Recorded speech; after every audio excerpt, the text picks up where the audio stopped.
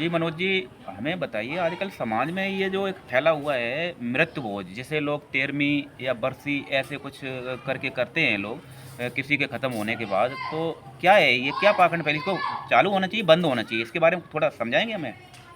देखिए जी, ये जो मृत्यु भोज है ना, ये तो गलत है। अच्छा।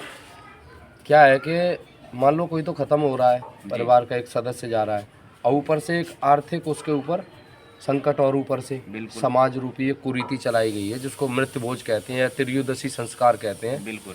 ये गलत है, इसका कोई प्रमाण नहीं है कहीं पर भी।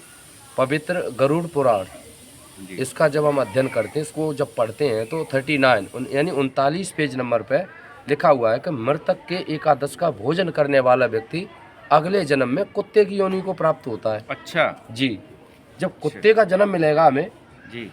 तो फिर हम ये क्रिया क्यों कर रहे हैं? नहीं करनी क्या चाहिए। हमारे धर्मगुरुओं ने इसको गरुड़ पुराण का अध्ययन नहीं किया था? उन्होंने नहीं पढ़ा था गरुड़ पुराण को कि ये कह रहा है कि मृतक का एकादश करने भोजन करने वाला कुत्ता बनता है? अच्छा। तो ये क्यों करवाया जा रहा है? ये गलत है। इसका संत रामपाल जी महाराज खुलेआम विरोध करते हैं और इस क्रिया को बंद करने के लिए आज प्रतिदिन प्रयासशील लगे हुए हैं। संत रामपाल जी महाराज प्रयत्न कर रहे हैं, जिसका लगभग खात्मा हो ही चुका है समाज से।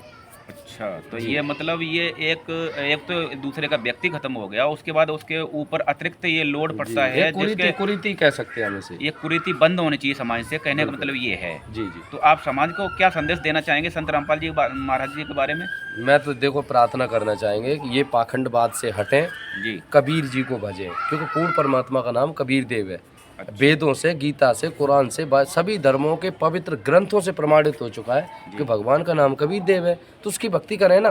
ये पाखंडों में क्यों फंसे हम?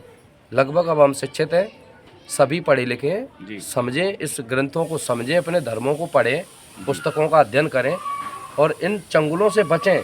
ये जो धर्म के ठेकेदार थे ना, जी। जो इस तरीके का डर अफवाह फैलाते थे कि नहीं ये करना चाहिए, एकादश भोजन करना चाहिए। अब मान लो हमने अंतिम संस्कार कर दिया, जैसे आप हमारे पिता, आपका अगर मृत्यु हो जाता है, देहांत हो जाता है, तो आपका तो अंतिम संस्कार हो गया। अंतिम संस्कार यानी सब संस्कारों का संस्कार, लास्ट स्टेप हो गया। अब उसके बाद तो कोई स्टेप बचा ही नहीं। नहीं। फिर ये त्रियोदशी संस्कार ये क्यों, श्राद्ध संस्कार ये क्यों? भाई पढ़े लिखे हम लोग, प्रूफ इससे ही सिद्ध हो रहा है कि जब अंतिम संस्कार किसी का हो गया तो उसके बाद होने वाली क्रिया को फिर तो पागलपन कहेंगे, या किसी ने बढ़ा दिया, इसने ऐड कर दिया। जी। ये कहीं पर भी प्रमाण नहीं है त्रियोदशी और श्राद्ध संस्कार का।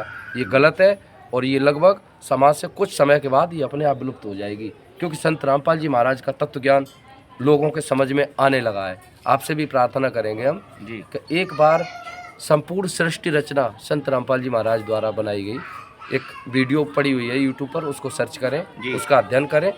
तो यही प्रार्थना है समाज से। जी।